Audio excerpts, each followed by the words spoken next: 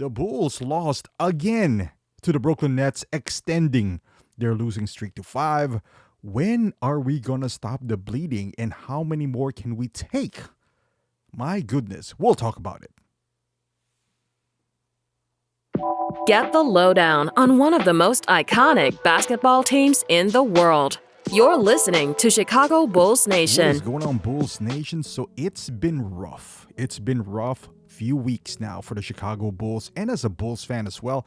After being treated with that 5-0 start, reality has set in for the Chicago Bulls in at a worst possible way.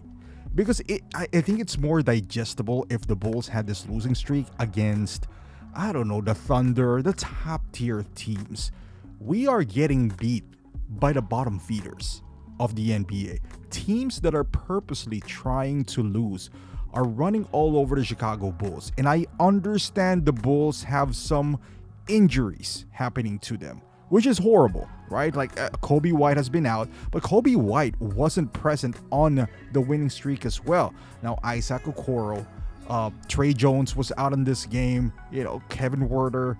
There's several people who are out for the Bulls, but again, that shouldn't be an excuse for being just ran all over by the Brooklyn Nets, Charlotte Hornets, and Indiana Pacers. I mean, Orlando, sure. I get that. They're a better team. But these guys are trying to tank. And they're also hurt. Theoretically, on how the Bulls started and what is supposedly the strength of this team, which most fans doesn't want to break up, is the depth of this team, right? If we got beat by Denver looking like this, I'll be like, all right, you know what? They're the better team. My reaction wouldn't be this bad. But these are the worst of the worst that are beating the Bulls. This just shows you that the Bulls are no better than those teams. If you are a good team, you can survive a team this bad, even if you're missing your best players, because you have a system to rely on. It just shows that the Bulls just doesn't have any. They're just, they call it pace and space, but in reality it's just, whoever, it's Kobe describes it best. Accidental basketball. When somebody gets open, maybe you'll hit a three. Maybe. The defense is non-existent. My God, Brooklyn Nets shot all over the place. They actually played pretty bad. So bad that they shot 46 times for 3. But they made 41% out of that.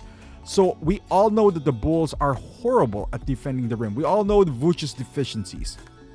But the team who was pretty good at defending the three-point line at the beginning of the season is long gone. That's been gone. So we can't defend the rim and also the outside. That is a recipe for disaster.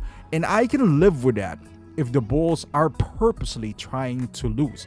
And I wish they would, because this roster is going nowhere. Now, on the bright side, Josh Giddey has been playing good. Got a triple-double again. And I don't want him to be compared to like the Zach LaVines of the old, when we call him like empty calories, because I think he's trying. And also that he's not making the max.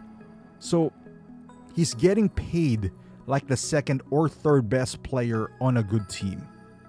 Now, we're not a good team, but he's still getting paid less. Unlike Zach, where we're not a good team and he's getting paid like the best player on the good team. So I wouldn't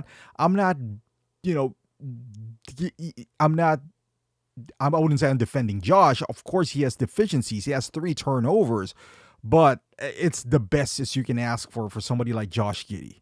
He did his best, and he's not getting paid. He's not handicapping this team because of the cap space that he's holding. So I'm okay with his production. I'm not upset with him at all.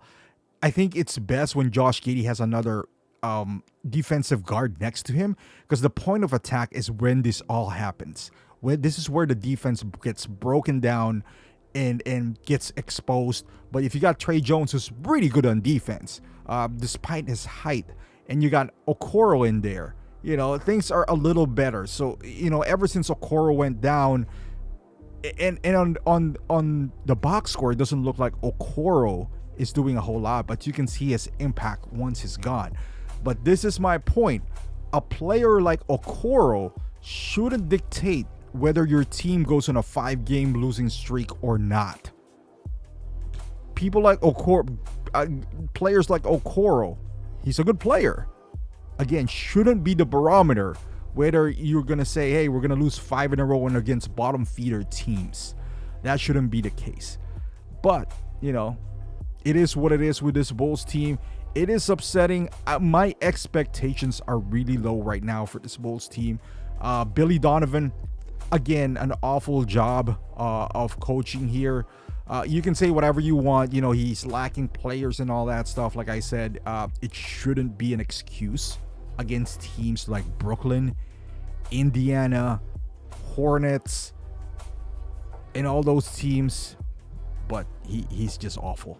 He's just he's a mid coach at best. But I don't think he can inspire or get the most out of the players that he does have. You know, so we'll see. If we're gonna win against the Pacers, who knows? I kind of want this losing streak to go up to 10, and maybe at that point the management would be like, all right, well, something has to be done.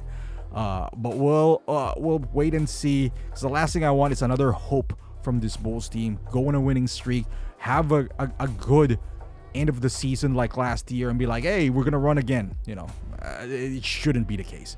But for any Bulls fan out there, I would really appreciate it if you subscribe and suffer like myself. But thank you for watching, and I'll see you in the next video.